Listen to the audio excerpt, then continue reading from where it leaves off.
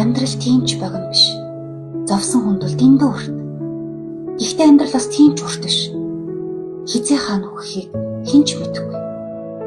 Хураасан хөрөнгө үрж амжилтгүй явчихж ч мэднэ. Цуглуулсан мөнгөгүй ч зүрхэндээ дурсамжтай Тэнгэрийн орон руу заларч магадгүй. Тиймээс дуртай ажиллаа л хий. Цаг өнгөрөхийг чи мэдэхгүй. Дурлсан зүйлтэй л зав гарга. Ядрахыг чи огт мэдрэхгүй. Хамтлаа аял, байгалыг мэдэр, хайрттайгаа хоёулахна өнгөрснөө дурс.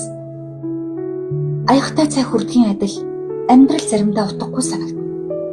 Тэр үед ганцаараа ч хамаагүй дуул, галзуу юм шиг бүжгэл, хундаг дарс шимэнгээ хувцас солиод толинд хар. Хоолоо хийж дуусгачаад 2 цаг найзтайгаа чалж.